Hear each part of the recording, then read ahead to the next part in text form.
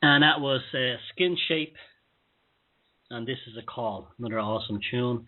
Again, we're building up a massive database here of music of people who are either small, unsigned, own record labels, and giving them a voice, because the audience for this radio show is getting really good now, growing all the time. The downloads are happening all over, and so it's a great opportunity for me to help unsigned bands. This is Thomas Sheridan, second hour of the Velocity of Now, on the dark side tonight.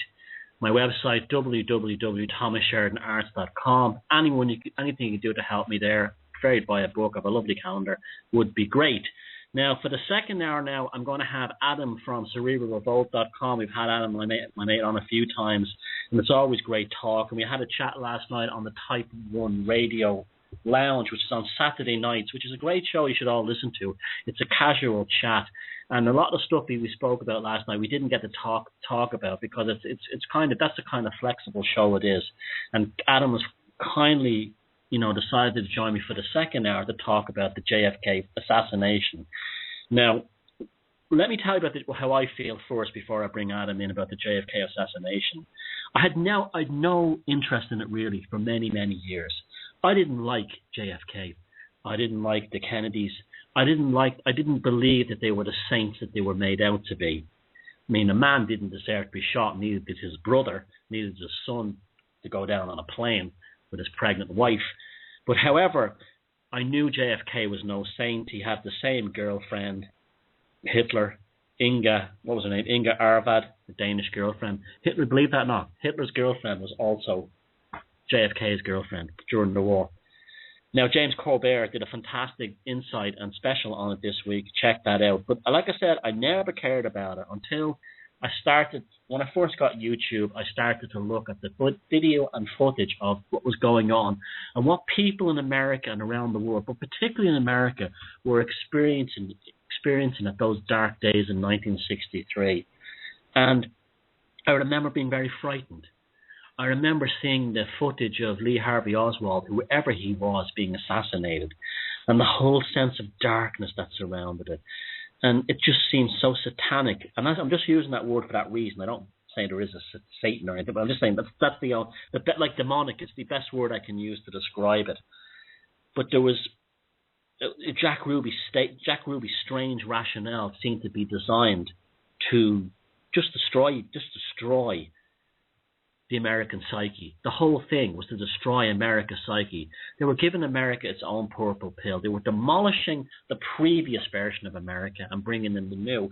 And this was brought home to me watching that James Corbett special, because they show what people looked like in Dallas in the 1960s. Sharp-dressed, very dignified. And then they cut to 10 years later, 1973, Geraldo Rivera, that globalist douchebag, on his TV show, and it's those big purple, horrible 70s fashions, gaudy colors. It was the destruction of the reality. See, what we get with all the crap that they put on MTV, they've been doing it since then. Now, I believe that there was a darkness there, a sense of absolute evil took place on that day. It was a coup d'etat on America, an assault on the U.S. consciousness. And from my own research, I believe the actual gunmen, although the Black Ops operations were sent in there, the actual gunmen were called correctly by the Russian news agency TASS within 24 hours, when they said it was white trash KKK elements were in the Dallas police force who pulled the trigger, the second gunman in particular that fired from the front. So that's how I've always felt about it. And it's the 50th anniversary, and we're not going to be talking about the details of it, because that was brought out years ago. Woody Allen, before we had conspiracy, we had filmmakers who were whistleblowers. Yet we had Oliver Stone, who made that fabulous film about it, JFK. But we also had films like Annie Hall by Woody Allen, where there's a scene where he can't have sex with his girlfriend because he's basically describing the conspiracy to kill Kennedy. Makes no sense. And his girlfriend turns around and says, "Oh, what are you trying to say? Everyone is involved, the government, the media, the press, the politicians." And Woody Allen was telling us there was a conspiracy, and this is how they control it, by feeding the average people lies and to tell them that a grand conspiracy has been like that ever since. And Adam and myself both believe that the JFK murder, and conspiracies, and what happened afterwards was the blueprint for the current poisonous reality that the CIA and the rest of them put us into. So, welcome, Adam. How are you doing? Oh, not bad, Tom. I'm still a little bit tired from last night. It was a long chat, but no, I'm good, and I'm looking forward to having this discussion tonight, because I'm sure we'll get into some interesting areas, as usual. Okay, I'll throw you the ball. You run with it.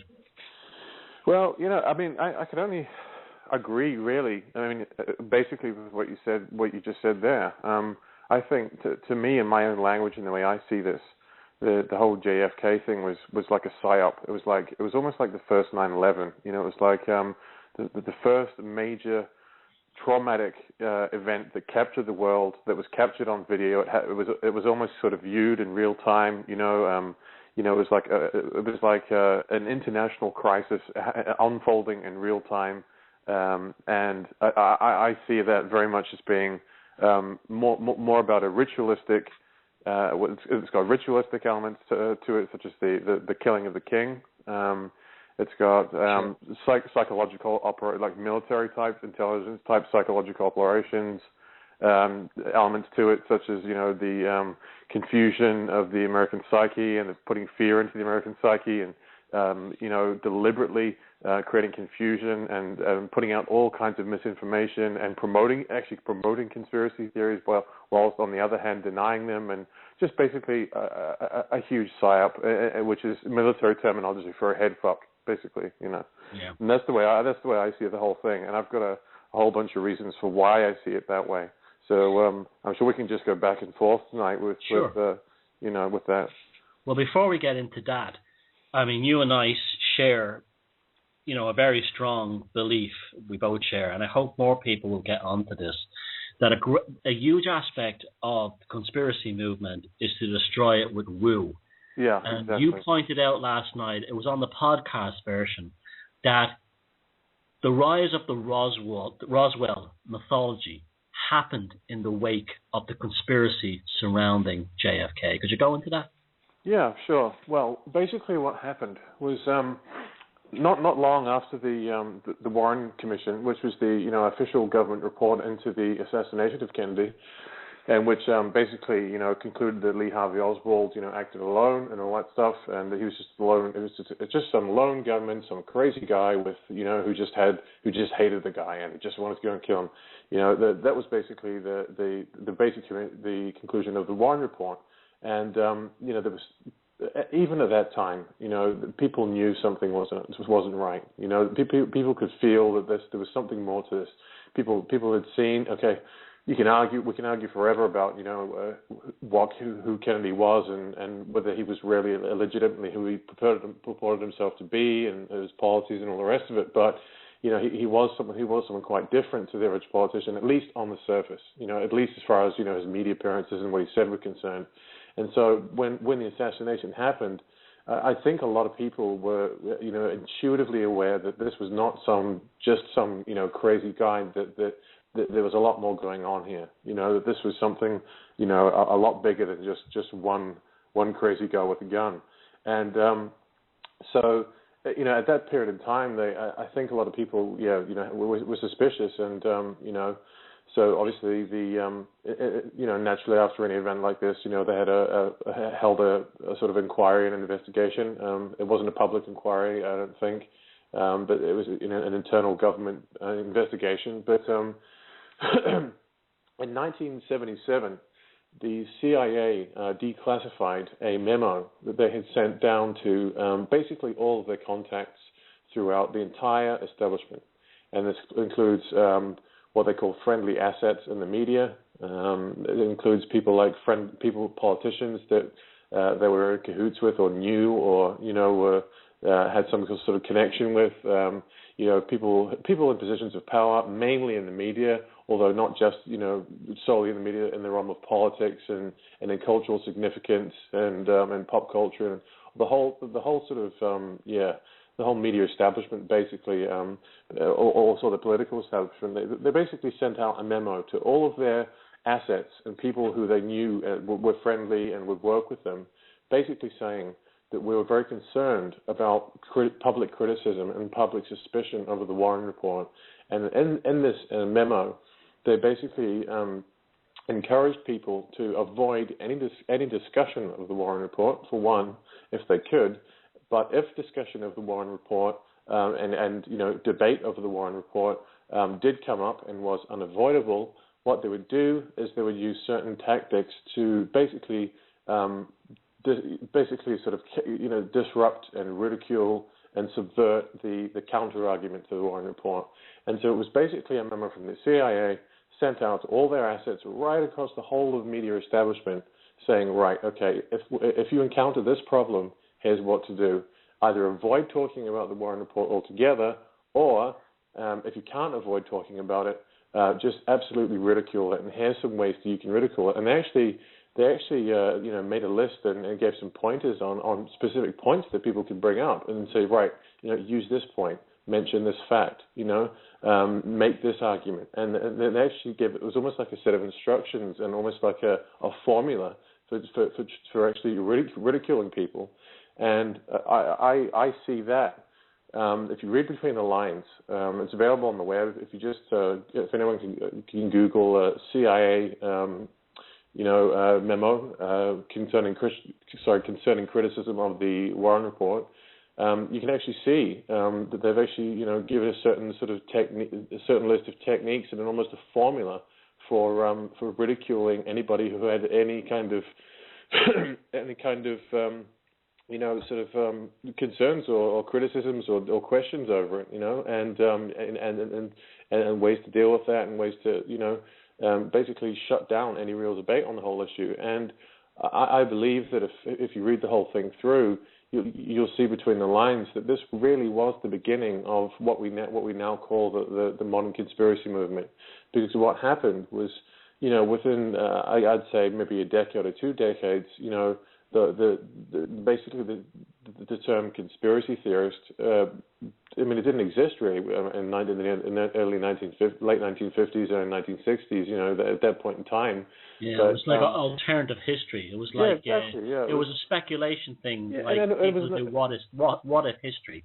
Yeah, and it wasn't something to be ridiculed over. It was just like, oh, okay, well that's just a different opinion, and that's okay, and people don't have a problem with it. But basically, what this memo is sort of suggesting, if you read between the lines, it's almost like the birth of the birthing, and they're establishing the concept of right. Anyone who strays outside the official government status quo, official line on anything, is to be stigmatized and ridiculed and minimized and subverted and just absolutely undermined in any way possible. And here's a whole bunch of ways you can do it. And if you look at what happened in the decades following that, you had the birth of the so-called conspiracy movement, which was basically triggered by the JFK assassination and the controversy and suspicion over the Warren Report. And what happened to that movement was that over the decades, throughout the 70s and the 80s, that movement ended up being coupled with things like Roswell and things like UFOs and things like aliens.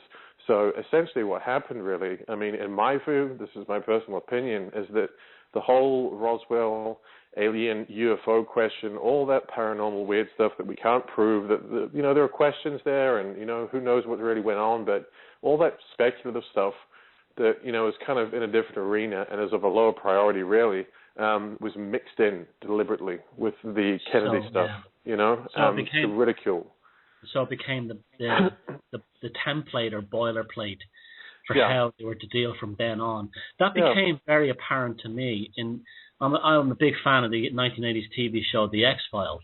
Mm-hmm. Now, I have the box sets and stuff, and I really enjoy the show. I think the acting is great and the stories are great. But however, what you're describing takes place in many episodes. You'll have a story about UFOs or something like that, and you'll have like Bigfoot or whatever. Bigfoot, whatever, and you'll have Angel Mulder saying to Scully something about grassy knolls, lone gunmen, magic bullets. Well, they had the lone gunmen, remember? The lone gunmen, Yeah, to always attach Mulder's work with aliens somehow to the Kennedy assassination. Exactly. And they're very clever bastards. They really are. Yeah, Mulder always had that poster in his office of the picture of what's his face, the guy in Switzerland, that the UFO cult guy, Billy something or other, Billy's Billy Meyer, yeah, that guy. They had one of those really obviously fake photos of a flying saucer over Switzerland, and with the text, "I want to believe" under it, and they would always show that in the X-Files, and they would always, as you say, so it was being mushed in with everything else. Scully would say things like, Mulder, you know, what are you going to tell me next? There was a third gunman at Grassy Knolls. Elvis has been spotted at Roswell.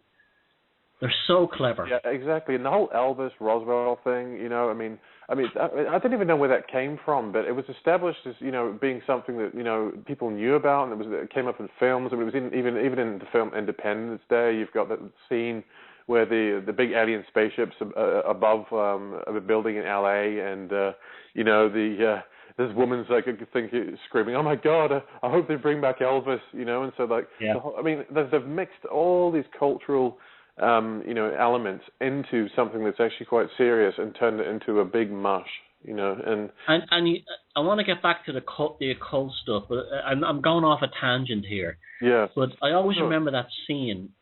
We're talking about the alien predictive programming thing. Mm-hmm. That scene in Close Encounters of the Third Kind at the very end. Oh yeah. Where all the so-called Flight 91 and all those pilots and all the missing all people. Missing people from the war. Yeah. Yeah. They came out from a blinding light. That blinding light was Lucifer. That's exactly what that was. And I was saying that this has all been a gigantic big psyop by the powers that be, and they're blinding light and their Luciferian religion or whatever. Yeah. Now, the occult aspects of it, you mentioned the ritual slaughter of the king. I think that's a huge aspect. Especially in years later when they started bringing in bullshit like this is Camelot and all that crap. That was to really enforce the idea that some kind of magical Disneyland kingdom of American politics was snuffed out. Yeah. Do you have any theories on that? There's a million different directions you could go in, and historical references and myths and cults that you look into in terms of the whole idea of the ritual sacrifices of the king. But needless to say, it's basically something that comes up again and again in history. The whole idea of an existing of an elite upper class that actually exists above the official presidential or monarchical level. Who will occasionally, for various reasons, usually for psychological trauma purposes, will slaughter the king, in front of the kingdom, basically it's the massacre of the hero, the massacre of the sun god. It's like the crucifixion of Jesus. The Romans. Yeah, exactly. Yeah, that's I think the way I see it, and I think that's in many ways what it was intended to be, and there's so many theories out there as to what happened, and this has just been an ongoing debate, regarding, what really happened and who pulled the trigger and stuff like that, and, who did what and which organization was involved and which document says this and which document says that and blah, blah, blah. But I think something that Oliver Stone did really beautifully in his film, 1991 film JFK, which has just been re-released, actually. He did a re-release for the 50th anniversary just recently. But anyway, in that film, he's basically interviewing one of the witnesses who was involved in some of these black ops programs that were involved with the Cubans and the Mafia and all the rest of it. Basically, the CIA's kind of black ops programs and, various program names, and trying to figure out, who was working with who and who might have been responsible and who might have been here at what time. And, they've got this lead lawyer, Mr. Garrison, trying to figure out what's going on. And he interviews one of the suspects, or not one of the suspects, rather, one of the witnesses, someone, basically a lead in the case. And he asked the question, and this is something I mentioned on the show last night as well. He asked the question. Garrison, the lawyer who's investigating, asked the question of this witness. He said, "Well, okay, right. You've given me all this information about all these different programs and how the CIA are working with just about everybody and how they're controlling everybody. But what I want to know is who pulled the trigger." And the witness basically just laughs at him and just says, to summarize what he says, he basically says, "You're out of your depth, man. Who pulled the trigger? I mean, is that the question you're asking? I mean, for God's sakes, he said the shooters themselves don't even know who pulled the trigger. The fucking snipers don't know who pulled the trigger. That's the whole point of this whole thing. Don't you get it? it's an unsolvable. It's basically a mystery wrapped in a riddle inside an enigma. The whole point of this thing is to be permanently unresolvable. To be a wound that can never be healed because it was so perfectly coordinated, and there was so much going on, between different agencies and different parties and different interests, and it was there was so perfectly executed that it was like 9/11. I personally believe that we will never know exactly what happened on 9/11, and I think the same of JFK, and I think it was designed to be that way, to basically be an event in history that will never really be truly solved, and therefore will forever be a wound in the American psyche, and not just the American psyche, but the global psyche in a way, and especially for those who consider him to be a political hero and to be a sign of hope, like Obama. And so, in terms of ritual, sacrifice and ritualistic methods, and the sort of so-called esoteric side of that and the occult side of that, I think that was mainly, why it was done, was basically a form of psychological warfare. Whether you want to call it black magic or psychological warfare, it's the same bloody thing at the end of the day, really. Yeah, black magic and psychological warfare are the same thing. It's all, what it is? It's gaslighting. Gaslighting. Gaslighting. Yeah. It was global gaslighting. The whole planet was gaslighted by the assassination, the murder of Kennedy. And even if you don't particularly care for Kennedy, it was a terrifying and horrific experience for that reason alone. That an entire planet, through the communication of television with people like Dan Rather and a major propagandist, from that point on to the Gulf War, the first Gulf War, Dan Rather not, as they used to call him, to Walter Cronkite, the most trusted man in America, who sat there in the hours after the assassination, basically reading CIA press releases on what happened. Exactly. I know, but they put the tagline out there: he's the most trusted man in America. This is what I'm saying about the darkness, the sheer darkness of it all, the sheer horror of it all. Like the fact that many of the, when Lee Harvey Oswald, whoever the hell Lee Harvey Oswald was, if he even existed or not. Well, I think there's a lot of different theories on who he was, but I think there was some. I think he may have gone. He definitely was in the military corps in the 50s, but I think he was a possible intelligence asset of some sort. Like basically, it was set up. I do think that part of it is true, at least. But again, it's an ongoing debate. As I said again, it's unresolvable. So they're so dark and they're so intense, and they plan to a finite level. You think of a psychopath, right? You think of a psychopath in a house who's trying, in a neighborhood, who's identified the old people he can steal their homes from and things like that. That psychopath will develop a meticulous plan to do that. Could you only imagine if you got educated and powerful psychopaths in positions of power, working in collusion, how they could take that meticulous plan to a level that for the majority of us could never even begin to fathom in its deviousness. Exactly. It's a whole other way. It's a whole other reality that we are not privy to, and we can never understand. Yeah, it's beyond most people's ken. Most people can't think, 2 weeks ahead or 6 months ahead or a year ahead in their lives. The life just happens on a day-to-day basis for most people. Unless you're more of a person who inclined to make goals and plans in the long term, which very few people are.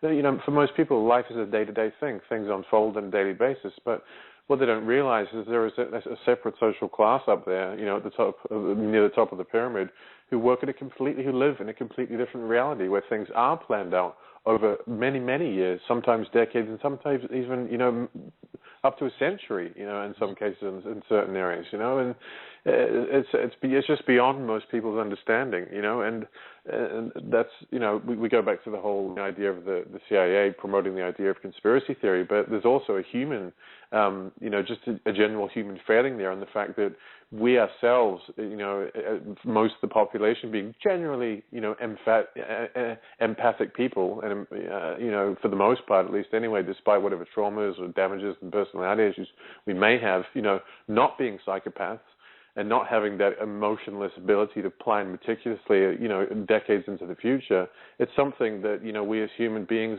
as empaths, just don't seem to be able to understand, and unless we can, look at our own shadow and look at the fact that, we actually, each one of us has the seeds of darkness within us. And if we can explore that, then we can understand, begin to understand the reality that these people are living in, and the reality of planning things so meticulously, and planning things like these amazingly executed conspiracies like the JFK assassination. Yeah. Another thing too is that as you said, looking at the shadow of it inside us all, also looking in the shadow of us, brings us back to purple pill thing again. Yeah. Brings us back to the shadow of us needing saviors, because ultimately JFK, after he was murdered particularly, was, as you said, the slaughter of the king, but he was the king, the ritual, the king of salvation. He was the king. If he had have lived, he would have saved America. He would have saved the world. That was a huge, huge part of that psyop too. That's exactly. This false faith, this false hope, and people believing that. And the fact that they were put into the position of believing that, and then they brutally murdered him in front of the whole world, and you even saw the video of the man's brain falling out of his skull. That's exactly it. That was to rob you of that feeling that they put in your head to begin with. That's the psyop element. That's the black magic element. Is to put someone up there, to create them, to make them into a hero, just like Obama. Someone who's really radically different, at least on the surface, and who looks like they really might actually change the system and go against the establishment. And Kennedy did talk about pulling out of Vietnam. He did talk about trying to close down the CIA. He fired Alan Dulles, who ended up actually being heading up the very Warren report after his death. But that's another story. But he did do a few things. He did make a speech about secret societies running the world, So he did do some things that were genuinely very, very different. And for that reason, gave people a lot of hope. And, a lot of people, although he was a polarizing figure in some ways, a lot of people didn't like him. A lot of people really did think, that this guy was like the savior. He was the new Jesus. He was like the second coming in a political sense, at least anyway. And to blow that man's brains out on live television, I mean, come on! It doesn't get much more. It gets much more ritualistic and black magic than that, And the fact that the whole Catholic thing too, as well, because people have no idea how bigoted against Catholics the United States used to be. It was up until even at the time of Kennedy, it was a very sectarian society. Catholics were in many parts. Once you got outside New England and California, or Chicago, Catholics were like a second-class citizen. There was still that hole left over from the Jesuit crocodiles coming over from Ireland and Italy as vermin immigrants, and that thing was in there. They gave all these people all that hope, and they took it away from them too. Because after him, there's been nothing but even Obama. He may be black, but he's still an old-fashioned New England Protestant. He's still just Bush part too, Yeah, I mean, he comes from an Irish Protestant background. If you notice, all of them seem to have since then, which I find or Scottish. There's always seem to be from that same kind of Freemasonic bloodline. They all come from the same bloodlines. They all come from. They're all Anglophiles. Most of these people have all got ties into European royalty in some way. I mean, even if it's a third or fourth cousin or something like that, it's always there if you look hard enough. With these people, even in America. So it's always there. They're very, very meticulous about who they breed with. Especially through the secret societies and their breeding programs and all the rest of it. So they see themselves and the rest of us like racehorses or lab rats. Or cattle. Cattle, chattel. Listen, Adam. We're both a bit tired from that last night. I'm going to play a song anyway to get a cup of coffee. Sure. If that's okay. Cool. This is Steve's ready to go. This is Interterrestrials and War. And that was Interterrestrials and War. We're on the this show is flying tonight. We're on the final leg of The Velocity of Now, Thomas Sheridan. It's coming into the last half an hour. I got Adam, my buddy here from cerebralrevolt.com, and we're talking about the occult aspects of the black magic, as I would call it, aspects of the Kennedy assassination. Now, when I talk about black magic, I'm not talking about a bunch of guys in robes and pentagrams in a room waving a wand. I'm talking about guys who had sharp-dressed suits in an office building in downtown New Orleans or downtown Washington or downtown Dallas who planned all this. Yeah. Now, this is how it works. All magic is the art of and science of causing change in the material world, which was exactly their objective and what they sought to do. However, they like to play games with our heads. Now, I don't know if you know about this, Adam, but years ago, I was watching a TV show called Ripley's Believe It or Not with that actor Jack Palance, the old Western actor. And there's this segment he showed where he showed that there was incredible coincidences between the assassination of Abraham Lincoln by John Wilkes Booth and Lee Harvey Oswald, allegedly, of JFK. They ran from a library into a theater. They ran from a theater into such a place. They died in such a... It was uncanny. This is how their magic works. No, it's three names as well. They deliberately... and that mythology they create is part of the psyop that fuck with your head. Yep, that's right. And you notice it's one of the things that was brought out in the film that Mel Gibson was in, the Cold Conspiracy Theory from 1997. He made a point of saying that it just portrays Mel Gibson as being some nutcase cab driver who's just always rambling on about vaccines and the government's doing this, the government's doing that, and it turns out that he actually is an MK Ultra victim. But anyway, he basically says that have you ever noticed that lone gunmen, single shooters always have three names: John Wilkes Booth, Lee Harvey Oswald, Anders Behring Breivik. What was the guy that killed John Lennon? What was his name? Forgetting. Mark David Chapman. It's the same. So it's the same thing, and I think there's something symbolic going on there, perhaps even to do with three layers. Very interesting. I never thought about that one. I haven't seen that film. That's an interesting one, all right. Yeah, it's very interesting. I don't know why they do this, but they always seem to do the same thing. Where whenever it's a sort of some kind of ritual sacrifice. They always seem to. The gunman always has, three names, and it's even happened recently in some of the ones in the States. What about the guy that did the Colorado shooting? It was I can't remember his name. It was three names, I think, from memory. I lost you then. Which shooting? The Batman shooting in the Colorado Theater in Denver. I can't remember his name. I think it was three as well. Yeah. Sure, I can't remember. I could be wrong. So maybe I am. Steve will get it down in a second for us. Yeah, I can't remember the guy's name. And there was also Anders Behring Breivik who did the one in Norway. He had Mark David Chapman, John Wilkes Booth. Lee Harvey Oswald. It just goes on and on and on.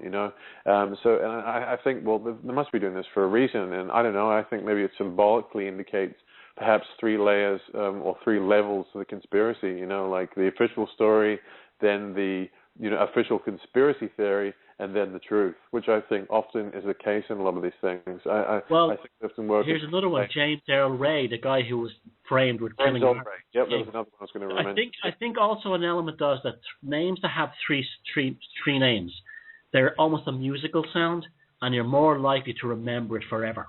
Yeah, that's a really good point. Yeah, if you think about the newer linguistic, Lee Harvey Oswald, James Earl Ray, Mark James, they're musical sounding. It's a neuro-linguistic, psycholinguistic thing. Exactly. Yeah. Lee Harvey Oswald probably just called himself Lee Oswald. Yeah, James Earl Ray was probably just James Ray. Yeah, exactly. And John Wilkes. I'd be Thomas Patrick III. Yeah. John Booth, it's probably was known to as everybody else. It's just John Booth, yeah. So, I think this is always done. Something's done deliberately. I don't know exactly why that is, but I tend to believe that it's got something to do with some kind of nod to the fact that there are always three layers of truth to any type of, conspiratorial matter or concept. Because these psychopaths have fun doing this. They love it. It's the ultimate parlor game. Yeah, it's the ultimate chess game. We're talking about the grand chessboard here, and this is the ultimate game of chess. You're talking about countries and people's lives and the future of humanity here. What could be? It's like I can't remember whether it was Rockefeller or one of his buddies. Said something along the lines of, once one has achieved, basically endless amounts of money. The only remaining aphrodisiac, the only remaining thing to stimulate you is a sense of power over other people. Oh yeah, because you've nothing else. You have the money. Yeah. The only thing left is that is those games. Yeah, exactly. Yeah. But yeah, I mean, so as we both agree, I think this was this was a ritual sacrifice that was done on many different levels, and I think out of this has grown the modern conspiracy movement, and still today you'll still see. I've heard about them and seen them online and stuff. These conspiracy conferences in the States where it's all these sort of older guys, who are maybe around at the time of the Kennedy killing, there may be children at the time, and who are just absolutely obsessed with these two things. And there's always all these conferences popping up, especially in the Midwest and stuff like that. Kennedy and Roswell, Kennedy and UFOs. It's all these two things are always coupled together. And even guys like Richard Hoagland, I mean, I'm back. He keeps mentioning Kennedy and somehow how Kennedy was going to do this and Kennedy was going to do that and blah blah blah. And there's all these theories about Kennedy, but it's always tied back into the whole alien thing somehow. And the two biggest conspiracy theories of all time.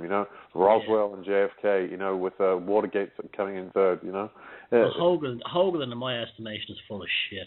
Absolutely. I mean, the guy full of shit. And you know something? I'm not. The People's Voice thing. When I switched it on, and I said, the first thing I saw was like Richard Hoagland live from California.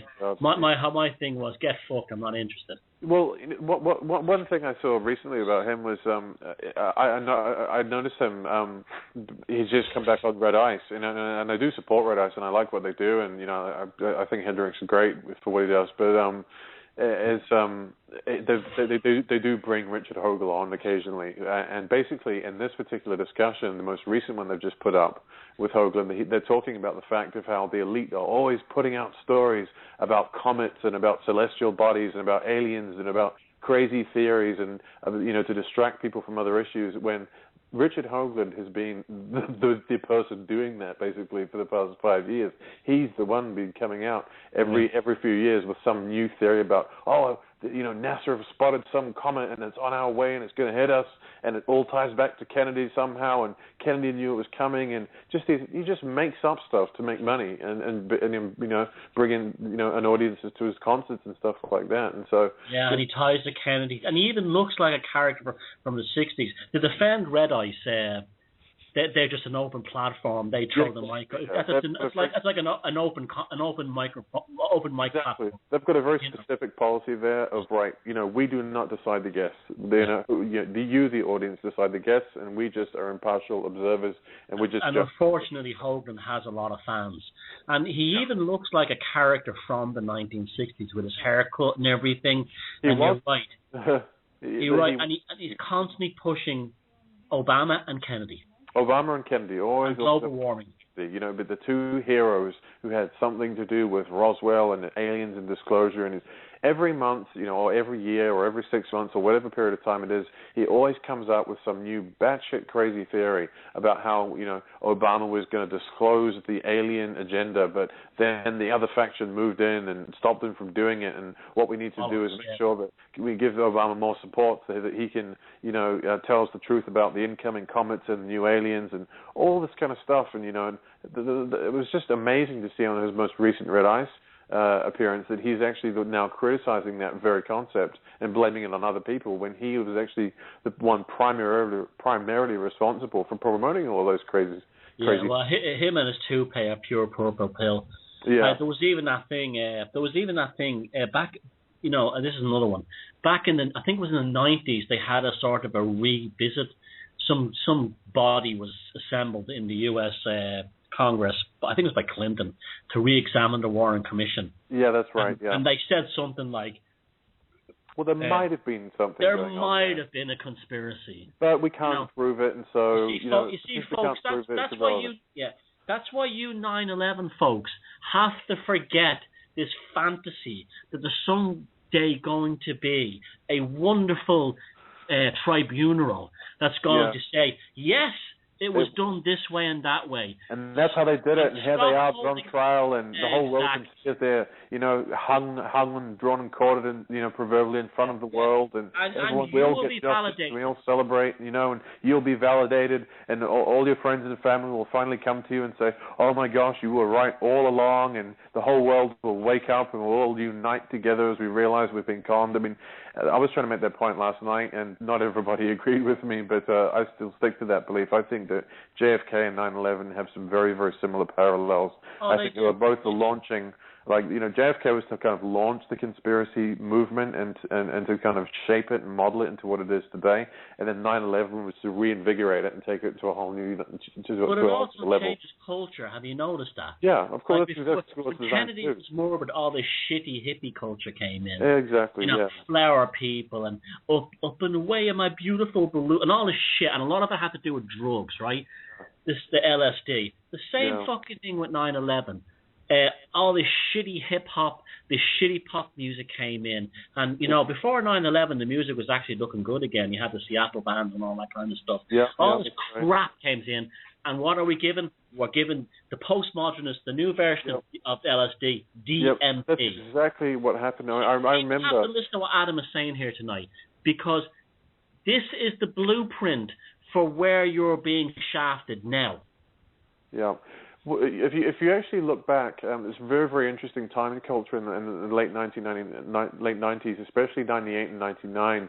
You had people like Jonas Åkerlund, who was a pornography director, starting to direct music videos and make them basically more debased and sexual and just kind of, tasteless in general. And you had a lot of very interesting, movies coming out as well, but that's another subject. But you also had basically the introduction of a new kind of style of purple pill pop culture and purple pill pop music, to use your, to use your phrase, I noticed back then, and especially in retrospect more, but I noticed that around about 1999, you had this, change, a massive change in culture in terms of music, in terms of the merging of different styles of music, in terms of the merging of different types of culture, the emergence of new types of cultures.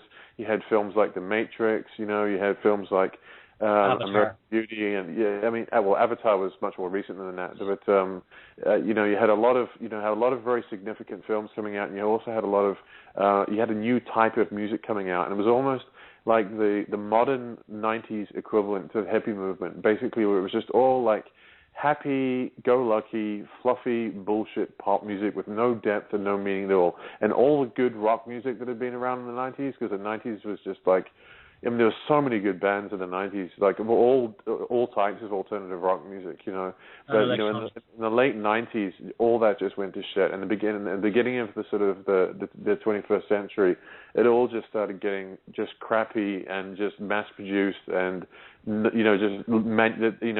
way they used to manufacture pop bands, they started manufacturing rock bands, and they started merging rock ideas with pop ideas, and the whole of popular music, which used to be quite good in the 90s in some ways, just became completely homogenized and rubbish, And so I think it was a similar process to what you outlined before in terms of, the creation of the whole hippie movement after Kennedy, and then, around the same time as 9/11, you had the creation of another sort of purple pill, just wishy-washy, mass-produced, mass culture, meaningless, insignificant, cultural pop culture, Yeah, but even if you look at like the music, like before JFK's assassination, Elvis, Eddie Cochran, that was like hard rock and roll. Yeah. And then after the assassination, Blue Hawaii. Yeah. If you look at the best-selling records of the 1960s, everyone has this nostalgia about the 60s. They think, it's the Who, the Rolling Stones, the Beatles, Jimi Hendrix, the Kinks. You know who the biggest selling records of the 60s were? Tiny Tim, Peter, Paul, and Mary. Yeah. All that crap. Yeah, there was a very small. It was comparatively small. It was quite a small part of the population who was listening to the bands you just mentioned before. And in retrospect, we tend to lionize it and think that it was a massive movement, but actually it was a comparatively small portion of the population who were into that stuff. So you're probably right there. The BBC did a documentary back about 10 years ago, the top-selling records of the 60s. And, the Who, the Small Faces, Jimi Hendrix were nowhere to be seen. It was Tiny Tim, Up and Away in My Beautiful Balloon, Sonny and Cher, and all this shit. Many of them so many of the ones that did become successful in that era had CIA military connections. Yeah, well, exactly. We went into that last night, the whole Laurel Canyon thing and the whole fact that, so many of today's pop stars have got military backgrounds. Yeah. The same way that they did back in those days. I mean, this whole cultural thing has been run by the military-industrial intelligence complex from day one, as far as I'm concerned. But that's a whole other conversation altogether. But it isn't really, because when they lose interest in culture, like they did in the 90s, in the 90s we had an explosion of good artists, good musicians, and it was all different types of stuff. Yeah, because they focused on, they were probably planning the Gulf War or something. Yeah, they focused on something else. And when they fucking leave culture alone, you notice good stuff comes up. And that was the great thing about the 90s. I mean, you had all different types of music going in all different directions, and everyone was doing their own thing, and there was so many good bands and so many revolutionary new types of music coming out at that period of time. And then it all changed in the 90s and became homogenized again, and it's even worse today. When you look at the pop music of today, it's like half pop, half rock, half dance. You know what I mean? It's like they've taken all the genres and just put it into a blender. But like if you look at listen to R&B now, American black music, that is now like a kind of a hybrid of like bad heavy metal. Yeah, exactly. Yeah. They're incorporating everything together into a blender and just making it homogenized and meaningless. When back in the 90s, when they kind of, as you say, may have left culture alone for a while, people, there's so much good music that was good and legitimate and honest and real, and it was all different and everyone was doing their own thing, and yet at the same time, everything they did was great, and it all changed in the late 90s just before 9/11 happened. So, these ritual sacrifices that we're talking about tonight, like Kennedy, that also tie into massive shifts in culture. And I think because that's part of it. Yeah. They have to create a childlike world after it. After 9/11, after Kennedy, they have to create an infantilization in order to stop too. Yeah. Exactly. So otherwise, they'd go like at the beginning of the show. I don't know if you heard me talking about it. Some of the riots in Dublin during the 1981 hunger strikes. Otherwise, that's what would happen. People would go absolutely nuts and storm government buildings. Yeah, exactly. But they create a childlike version of reality. Yep, that's exactly. Or you to feel that everything is happy and snuggly. That's exactly what's happened. Yeah, I mean, I think you're bang on money there. I mean, they know that whenever something controversial like JFK or 9/11 or the Gulf War or Iraq or whatever it is going to happen, they've got to make sure that the culture at the time is distracted with some other puerile, infantile pop culture pursuit to distract them and to keep them pacified. Instead of them going down to the local government builder, or instead of forming movements and starting to resist or oppose or speak out against what's going on, they basically just pacify them with bullshit pop culture, And so I think the seeds were sown in the late 90s. And drugs, of course, and that's a whole. I mean, that is genuinely another conversation I think that we need to have at some point in the future. But it's like in the JFK movie. It's an enigma wrapped up inside a mystery. Exactly. Inside, a fallacy, whatever he said. Yeah, he said the Clay Shaw character. Yeah, the Clay Shaw character. Yeah, it was the and I got that wrong last night. I said it was the Jack Ruby. It was Clay Shaw that I was referring to. Sorry, but yeah, and he said it was a mystery wrapped up in a riddle inside an enigma, and that was the whole point of the whole thing. And I think that's what's happened with JFK, and I think that's what's happened with 9/11. And I both think they were designed to be unsolvable mysteries that will forever be wounds in the psyche of those who cling on to them. And that's the whole point of them. Well, which brings us to another point. They're very happy to have us examining the minutiae of these things. The minutiae, yeah. And where was the gunman? Where did the bullet come from?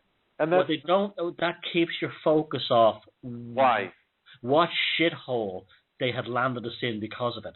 Exactly, and that was brought out beautifully again in the Oliver Stone film from 1991, where the Garrison lawyer gets a lead on another possible witness to the events, someone who at least was involved. They call him Mr. X in the film. So he's called to Washington to meet with this. Basically, he was an ex-intelligence guy, a guy who ran black ops and propaganda, war in the for the CIA and the military and all the rest of it. And he basically says that he realized, as soon as he saw the whole Kennedy assassination unfolding, he realized that it was a black operation. And he said that, the whole point of what they do in black operations is to get everybody to focus on, where was the gunman standing and what type of bullets did he use, and could he have done it in this amount of time, and, and all the tiniest, most, almost they're not insignificant details, but the smallest minutia possible, in order to distract people away from the question of why. And why have they done this? To what end have they done this? And, who has the power to do something of this scale and of this level of coordination, That always brings me back to, that always brings me back to Dr. Robert Hare, the world's foremost expert on psychopathology, and he says that psychopaths, they can read the sheet music, but they don't hear the song. And when you see what happens with things like, the Kennedy assassination, what they want us doing is constantly analyzing the sheet music, but not hearing the song. Yeah, that's right. Yeah, that's right. Yeah. I mean, there's so many angles to take on the whole Kennedy thing. I mean, and it's like the number one conspiracy theory in recent history, And I still think it is the big one. I still think it is the big one, even though it was just one man. It was still the big one. It's the template. It's a template, exactly. And you understand what they were doing there. You understand everything. Exactly. And if you understand what they were doing there and how they responded to that, you can also understand how they respond and counter and subvert efforts to expose them today. I mean, for example, I'm just looking at this CIA memo that was declassified in 1977. And basically, in the memo, what they say is here's a list of recommended actions that the assets take, when faced with a situation where controversy will arise over the Kennedy assassination and the Warren report in a public sphere or media sphere, be it through television or politics or whatever it is. They said a number of other things, but what they said was, one of their goals to basically dissuade people from discussing the Warren report was to employ propaganda assets to negate and refute the attacks of the critics. Book reviews and feature articles are particularly appropriate for this purpose. The unclassified attachments to this guidance should provide useful background material in passing to assets. Our ploy should point out, as applicable, that the critics are 1. Wedded to theories adopted before the evidence was in, 2, politically interested, 3, financially interested, 4, hasty and inaccurate in their research, or 5, infatuated with their own theories. In the course of discussions of the whole phenomenon of criticism, a useful strategy may be to single out Epstein's theory for attack, using the attached Fletcher article and Spectator piece for background. And it's got, just a bit more information that is a bit more specific that you'd have to look into. But basically, that's a perfect example of the Central Intelligence Agency, who are no doubt involved in this in some way. To what level we don't know. Have set up the framework for putting out misinformation and disinformation and confusion, regarding, certain conspiracy theories, especially the big ones like JFK, 9/11, and B, how they would deal with, all the backlash from it, and how they would actually create, cultures going forward into the future that instead of actually, thinking about the questions of, why did this happen?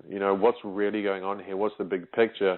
Would get bogged down with, like academic minutia type arguments over stupid little things, and for that reason would never move on. They'd be attached to it for the rest of their lives. It would be an unresolved wound, a wound that never gets healed, within the psyche of the greater population, and for that reason, has been a successful operation in psychological warfare, or what you might call black magic. Well, Adam, that was fantastic tonight, as usual. Thanks again for coming on. Your website is cerebralrevolt.com. I know it's just only being built at the moment. Yeah, it's still being built. If it's anything like the content you brought to this program, It's going to be wonderful, and I hope everyone bookmarks it, gets ready to what you're going to upload on it. You're absolutely, wonderful in what you're bringing forward here. Well, I appreciate that. Yeah. I want to thank you for that. I really, really do. And Well, I want to thank you for giving me a voice. I want to thank you for giving me a voice. I really appreciate it. So things have really taken off. I've done like 5 recordings in the past 3 days. And I'm doing another one tonight. So. I'm delighted to hear that. So, it's good. And tell Aaron I said hello, by the way. Yeah, I will do. I know he sent me some emails. I'm bogged down in emails. I'll get around to it. I'm speaking to him shortly, so I'll pass the message on. And it's been a great conversation as usual, Thomas. And I think next time we speak, it would be good to do an hour, even maybe even more on the whole DMT cult and really. Yeah, I want to do 2 full hours on the DMT psyop. Yeah, I would. I've got a lot to say on that. No, yeah, me too. I have a lot to say about it too because I've been looking into that. So, cheers, Adam. All the best. All the best to you, mate. Speak to you soon. Take care. Thank you again.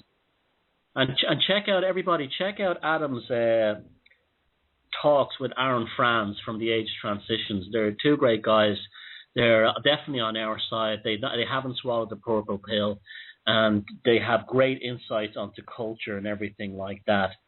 Now, what Adam has spoken about tonight is wisdom. He's much younger than me, but there's a wisdom there that I didn't have when I was his age. I knew that the world was fucked, and I was very angry, but I used to write political satire and comedy, which I think is I'm very happy about because it came out great. I'm not bothered by that at all, to deal with the shit that was happening in Ireland and the sectarianism. People like me had nothing to go on. It was trailblazers like William Cooper, who came along later on, who could actually stick the framework together. And that's all we can hope from this stuff, is that we can find the pieces of the jigsaw and stick the thing together.